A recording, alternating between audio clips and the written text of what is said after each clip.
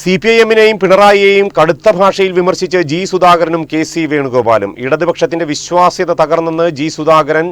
ജനങ്ങളെതിരായാൽ എത്ര വലിയ നേതാവായിട്ടും കാര്യമില്ലെന്ന് കെ.സി. വേണുഗോപാൽ എം.പിയും പറഞ്ഞു.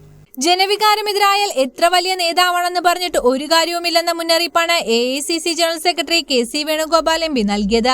അമ്പലപ്പുഴയിലെ ജി സുധാകരൻ എം.എൽ.എയുടെ ഓഫീസ് ഉദ്ഘാടനം ചെയ്ത് സംസാരിക്കുകയായിരുന്നു അദ്ദേഹം. UDF സ്ഥാനാർത്ഥികൾ വിജയിച്ചത് കോൺഗ്രസ് വോട്ടുകൾ കൊണ്ട് മാത്രമല്ല, മറിച്ച് ഇടതു സർക്കാരിന്റെ ഭരണം അടുത്ത കമ്മ്യൂണിസ്റ്റുകാർ കൂടിയൊഴുകിയ വോട്ടുകൾ കൊണ്ടാണെന്നും ജനപ്രതിനിധികൾ ഇത് മനസ്സിലാക്കി പ്രവർത്തിക്കണമെന്നും കെ.സി. വേണുഗോപാൽ ഓർമ്മിപ്പിച്ചു. വരും നാളുകളിൽ വികസന കാര്യങ്ങളിൽ UDF മുഖ്യ പരിഗണന നൽകുന്ന ജില്ലയായിരിക്കും ആലപ്പുഴയെന്നും അദ്ദേഹം കൂട്ടിച്ചേർത്തു. ചടങ്ങിൽ പിണറായി വിജയനും CPM-നെതിരെ രൂക്ഷമായ പരിഹാസവും വിമർശനവുമാണ് ജി സുധാകരൻ ഉയർത്തിയത്. നിയമസഭയിൽ ഇടതുപക്ഷത്തിന്റെ ദയനീയ സ്ഥിതി കണ്ട് തനിക്ക് വിഷമം തോന്നിയെന്ന് സുധാകരൻ പറഞ്ഞു. ധനസ്ഥിതി സംബന്ധിച്ച ധവളപത്ര ചർച്ചയിൽ കൃത്യമായി മറുപടി നൽകാൻ പോലും പ്രതിപക്ഷത്ത് ആളുണ്ടായില്ല. പ്രതിപക്ഷ നേതാവ് പിണറായി വിജയൻ നനഞ്ഞ കോഴിയെപ്പോലെയാണ് ഇരുന്നതെന്നും KN ബാലഗോപാലിന് സംസാരിക്കാൻ പോലും അറിയില്ലെന്നും സുധാകരൻ കുറ്റപ്പെടുത്തി. CPM-ന്റെ വിശ്വാസ്യത പൂർണ്ണമായി നഷ്ടപ്പെട്ടുവെന്നും കോൺഗ്രസിന്റെ സുവർണകാലമാണിതെന്നും സുധാകരൻ വ്യക്തമാക്കി. കോൺഗ്രസ് കഴിഞ്ഞാൽ ഏറ്റവും വലിയ മതനിരപേക്ഷത പ്രസ്ഥാനം മുസ്ലിം ലീഗാണെന്നും സമീപകാലത്തായി CPM-ന്റെ പ്രവർത്തനം മതനിരപേക്ഷ കാഴ്ചപ്പാടുകൾക്ക് വിരുദ്ധമാണെന്നും അദ്ദേഹം ആരോപിച്ചു. ചടങ്ങിൽ കമാൽ എം മാക്കിയിൽ അധ്യക്ഷത വഹിച്ചു. KPCC vice president AA Shukoor, Muslim League ജില്ലാ പ്രസിഡന്റ് AM നസീർ, നഗരസഭാ ചെയർപേഴ്സൺ മോളി ജക്ക് തുടങ്ങിയ പ്രമുഖ നേതാക്കളും ചടങ്ങിൽ പങ്കെടുത്തു.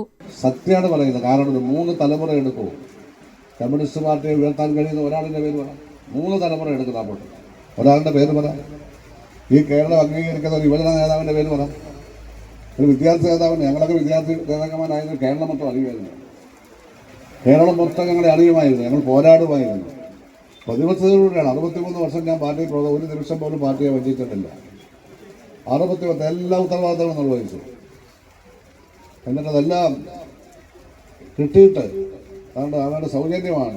ഇപ്പം ഇങ്ങനെ ആയില്ല എന്ന് ചോദിക്കുന്നത് കിട്ടുന്നതല്ല. ഈ നാട്ടിൽ അതിൽ കൊള്ളാവുന്നവരെ ചിലപ്പോൾ CPM നിർത്തിയിട്ടുണ്ട്. അങ്ങനെ നിർത്തി ജയിച്ചു. CPM എന്നെ എതിർത്തിട്ടും എൻ്റെ ഭൂരിപക്ഷം കൂടി.